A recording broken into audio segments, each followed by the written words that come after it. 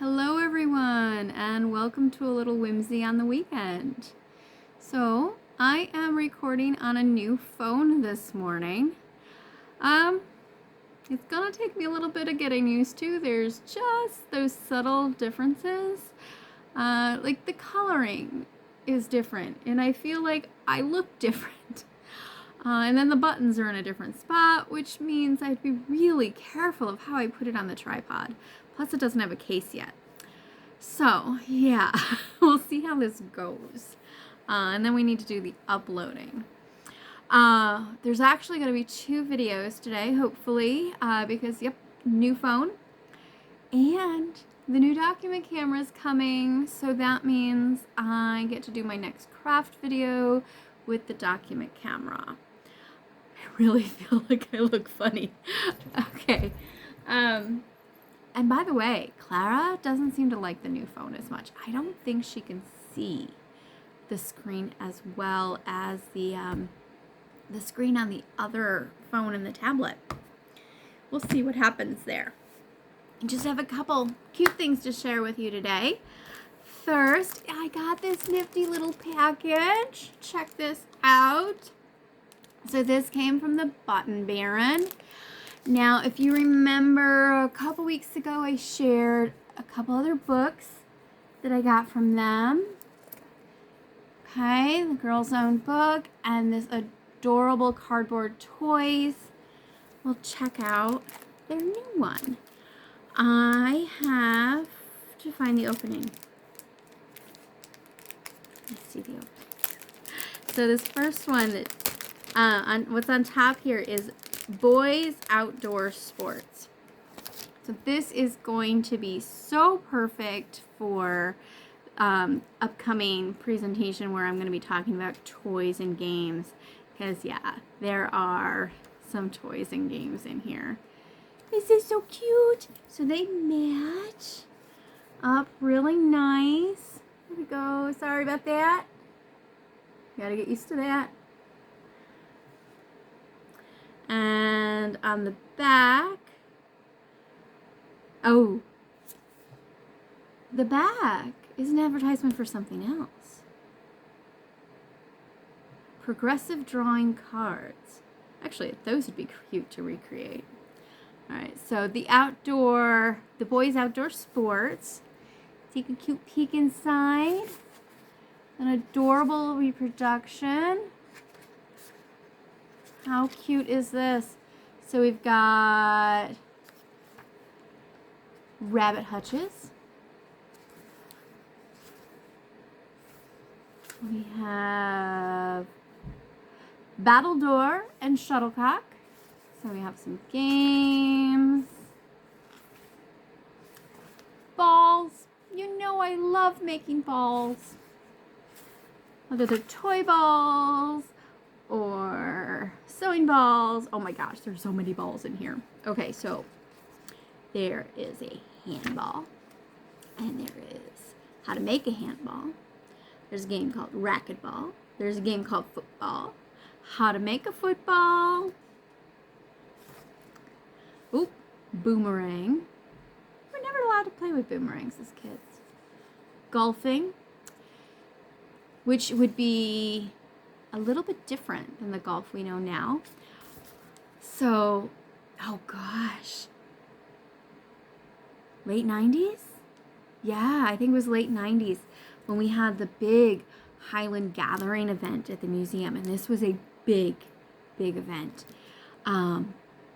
We put together some Highland golf. And those golf clubs were a little more like our field hockey sticks from high school. Clara's having some challenges here. So yeah, we used what was more like a field hockey stick. So much shorter, wooden, more of a curved head to it. And there was a ball. And we went however many holes down and then however many holes back. And it was not a slow, leisurely game. This was fast. So there was a speed competitive component. And of course, in 19th century clothes. And let me tell you, it was so much fun. I can picture some of the women that we all played our sample game in the village square. So of course we had to be careful on how far the balls went. I believe it was Cheryl out at the museum who made the balls by hand. Oh, we had a hoot. It was so much fun. I miss doing that. That was great. All right. Where was I? Okay, so yeah. So there's the little, there's the stick in here, the club. Reading really quick.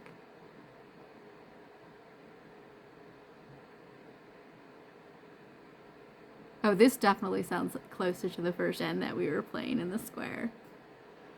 I highly recommend reading up on period golf. And then there's hockey or club. And there's a whole list of juvenile books in the back. Little advertisement. Definitely some fun sounding titles in here. All right, so that's this one. So I think that's really super cute. So that means I'm gonna have the 3 of these, plus this book here, to take with me. This will be for the Yuletide open house. I'll be focusing on handmade toys. All right, the rest of what's in the package. There's some more of those fabulous family heirloom weaver fabrics. This one, I should have brought the pocket over. This one's very similar to one of the fabrics that I used in one of the pockets. I did those gift-filled pockets. There's only 2 left. They sold out really quickly. There's the red one and the green one, and both of those fabrics have the really cool peacocks on them. I did one with this fabric, and then I did one with this fabric for myself because I love it so much. And it's nice and soft like this. And what I found out from Janet over at Button Baron is this one's so soft because this one's actually the washed. So this would be like a washed sample. So the others will wash up nice and soft too. I love the feel of their fabrics. This is a great. Oh. I have an idea. One moment, please. I have an idea.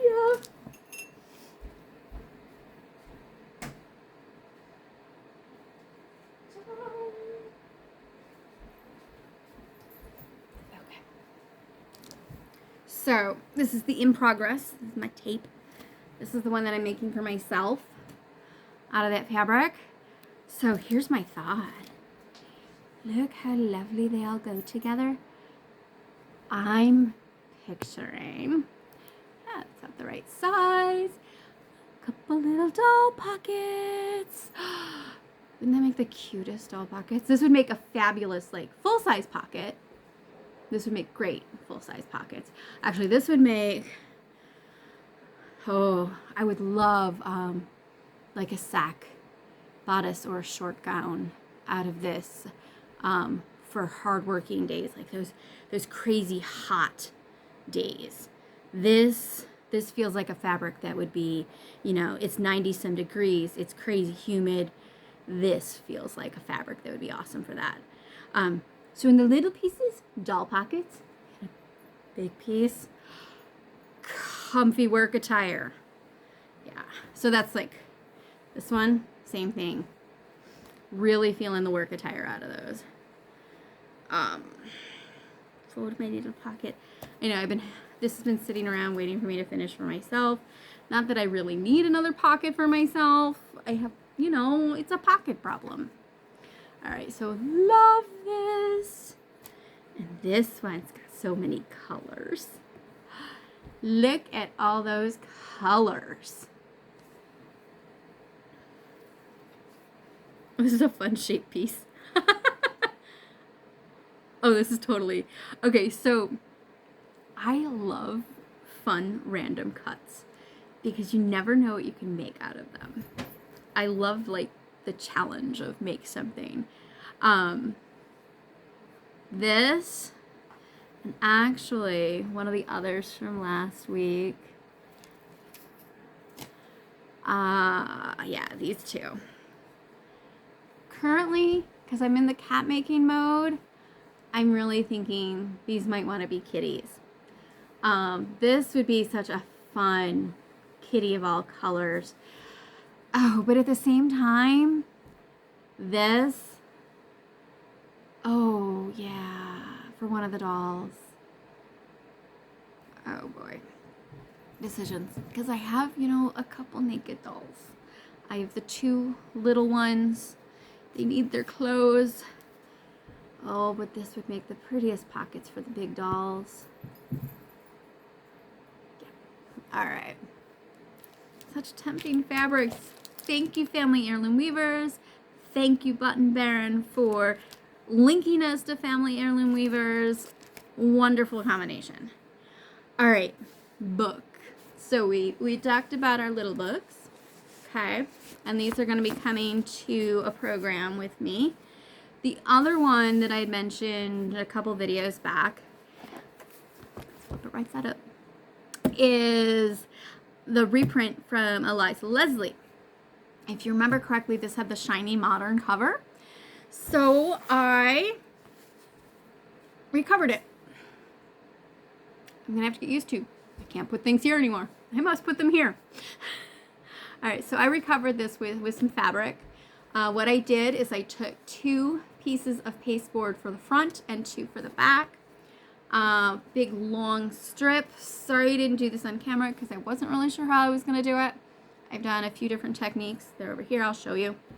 But yeah, I took a long rectangle, centered the book, and then I did pasteboard for here, pasteboard for here, folded the fabric over, clipped it down, and then it's just a whip stitch along the top, whip stitch along the bottom. I did end up trimming one section of the cover because I got this really tight this time around.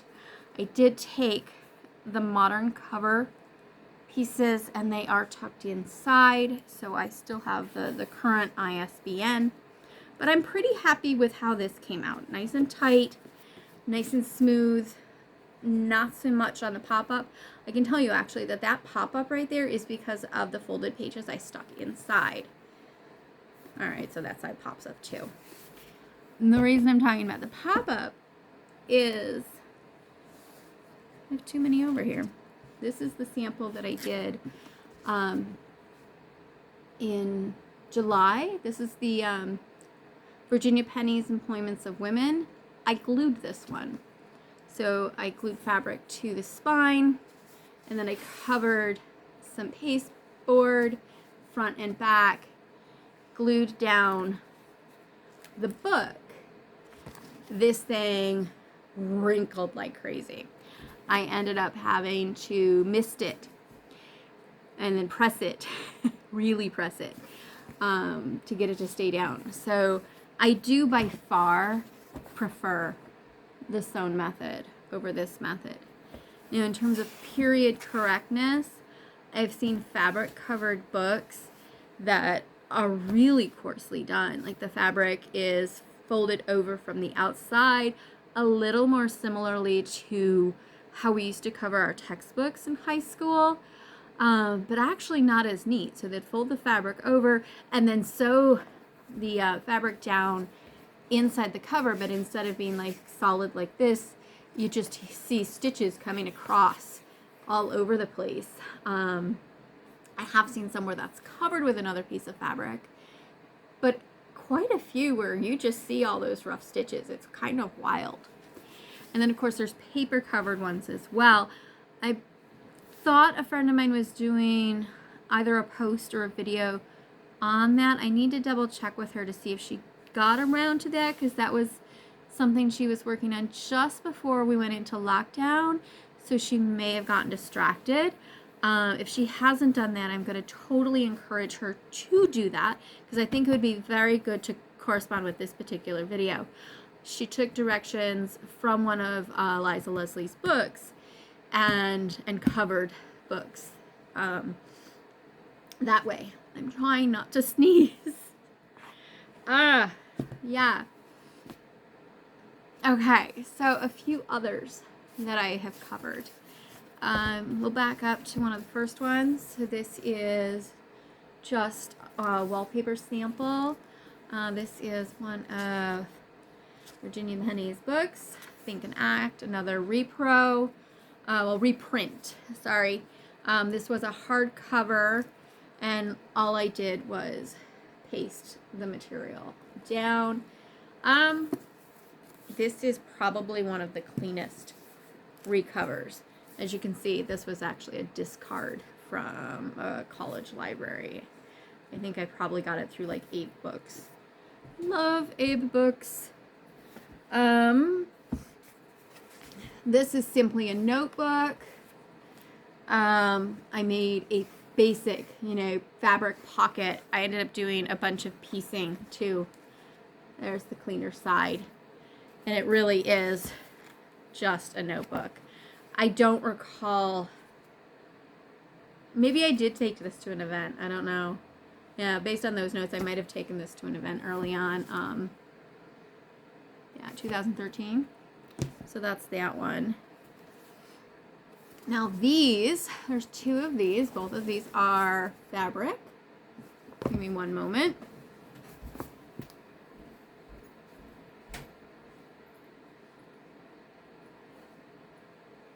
Okay, what you doing? Yeah?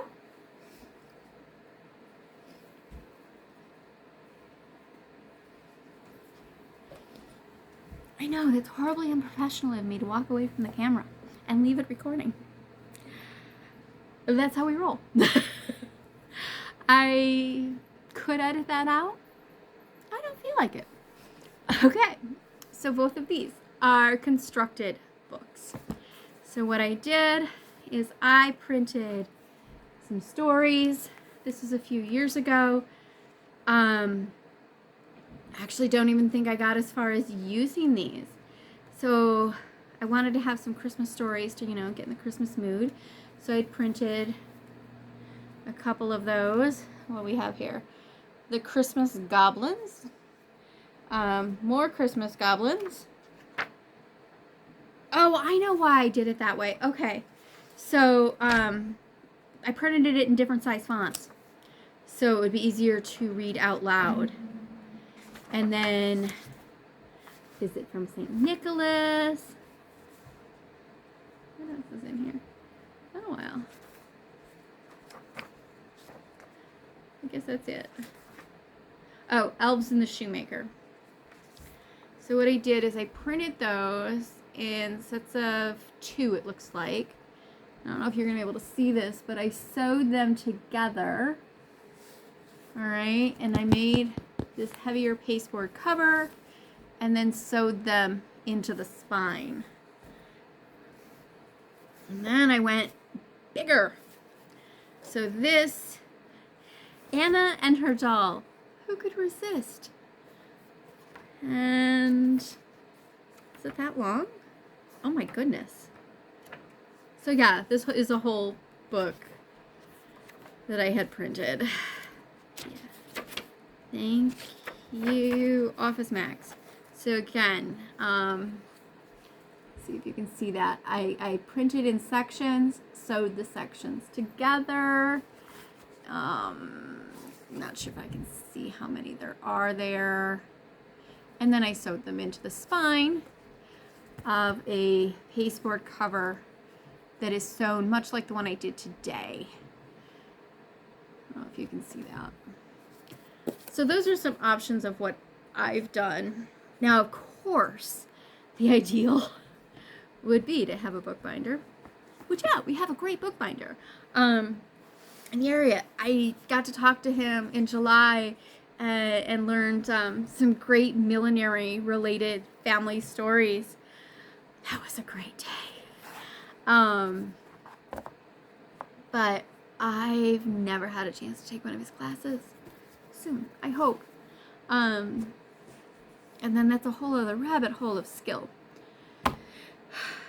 Yeah. But that's what we got for today. So we have, let me go back over these. So you can see these. You can order each of these from over at the Button Baron. And I love the size of this. And these are just so darling. All right. And I've got to go because I have lots to do today, including another video when that document camera comes, which I've got to rearrange all of this because I need the laptop for that. Everyone have a great weekend and great week. I will talk with you soon. Bye-bye. Where's the end?